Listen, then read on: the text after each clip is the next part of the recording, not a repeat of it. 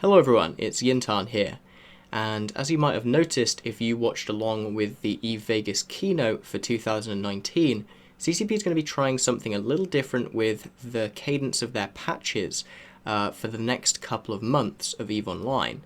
And that's through this kind of a new team called Team Talos that it seems CCP Rises heading up, which will basically just be doing live development on the game, and that's probably going to take the form of like more active balance updates and more active tweaking to ships and modules, and that's something that I'm really excited about. I mean, I've also heard it be something that CCP is going to do in the past. I remember having this exact same feeling in 2017 when we were talking to CCP Seagull about the new balance team, only to find out that that basically wasn't a thing. It didn't get allocated any time, and in 3 months it was disbanded. But you know, this seems like something that CCP has put a lot more resources in. It's not something that they're just announcing via the CSM or they're announcing via a blog post. This is something they put front and center in a keynote, and hopefully that means that they do intend to follow through on it. Still, if we operate under the assumption that this is going to continue going forwards, then it changes how the metagame is going to evolve quite drastically, because it's no longer going to be that you have a dev blog that comes out and then like 2 to 3 months later you might actually see that change implemented, and in that time people get to theorycraft, people get to figure out how stuff works in the meta and adapt stuff to it, and it means that things don't quite have the disruptive impact that they might otherwise have that could decalcify the game. And as a result of that, you're also just not going to see the same level of articles come out to prepare you for how things are changing. You know, if 10 ships get a buff in a patch, it's going to be hard for some of the top solo PvPers to bring out a fit for every single one of those ships. And I think that's kind of the beauty of trying to do something like this in the first place. It's what makes MOBAs inherently quite interesting, at least in my opinion. But it also means that being aware of what's changing in each patch is going to become vastly more important. And that's something that I'm going to try and help with, much like I did with the CSM minutes. So going forwards, as long as this kind of 2-week cadence keeps up, I'm just going to be reading out every fortnight's patch notes so that you guys can be completely up to date with exactly what's changed in the game. I'm not going to monetize this because I think it's kind of lame to get money for something that I basically put no work into, but I hope it's kind of a help to the community. Anyway, I hope you enjoy. This patch is titled Beat Around the Boosh and went live on the 12th of November 2019. Section 1. Features and Changes. Balancing.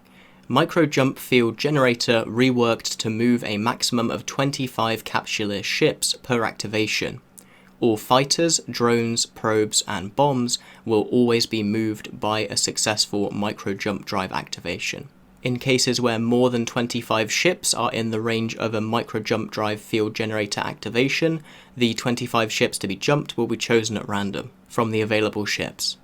The signature resolution of the bosonic field generator has been increased to 10,000 from its initial value of 2,000. This drastically reduces its ability to damage subcapital ships by reducing its application. Both Tech 1 and Tech 2 Drommies have had the velocity modifier of their Webifier effect reduced by 5%, meaning that they now only slow by 10 and 15% respectively. And finally, Ansiblex jump gates and Tenebrex Sinojammers must now be anchored at least 500 kilometers away from other upwell structures. There is a grace period of, I believe, a couple more weeks until early December, at which point structures that are already anchored under that distance will go offline. This will mean that these navigation structures will no longer be in range of the weapons of a citadel, meaning that you can't protect them with a Keepstar Doomsday or Fortizar fighters, as had been done previously. Localization.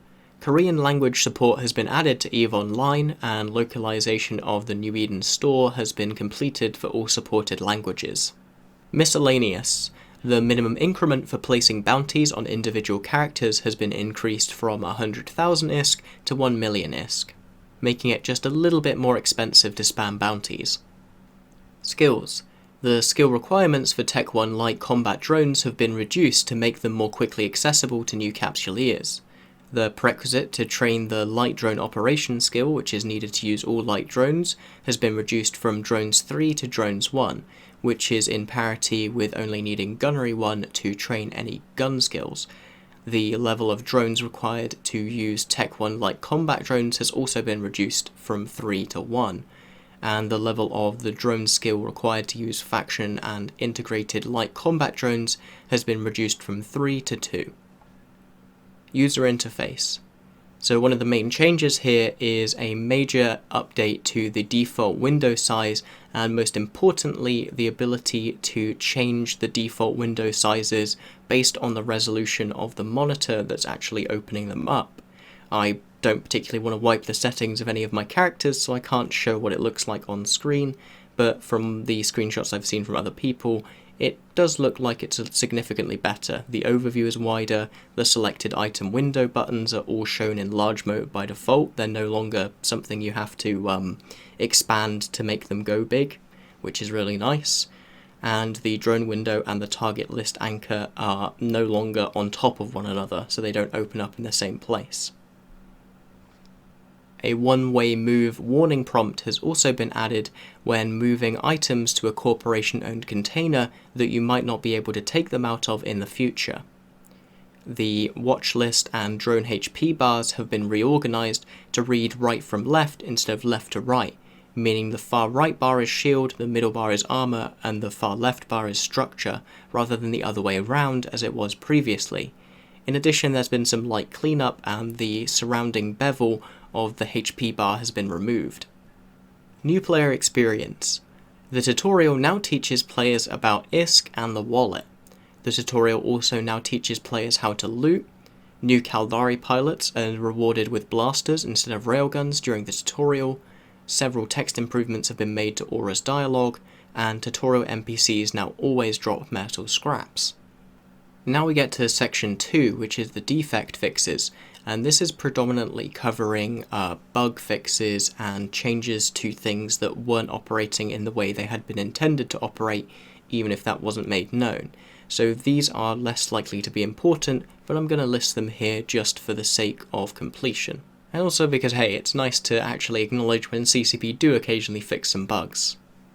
Fitting. Fixed an issue which could prevent missing rigs from being fit to a ship from a saved fitting. Fixed an issue where simulated structure service modules could not be put offline via the top context menu. Fixed an issue where fitted modules were not correctly refit when fitting a ship from a saved fitting. Gameplay. Fixed an issue that could cause ships to get stuck in the pre-warp state after being moved by a micro-jump field generator.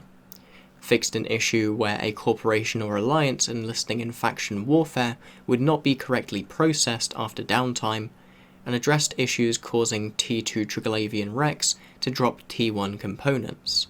Graphics.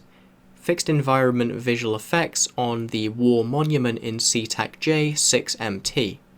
Corrected the orientation of sleeper structures in several dungeons. Fixed camera pan movement maintained during a settings menu graphic refresh. Fixed an LOD issue with the Triglavian Twilight skin on Empire ships.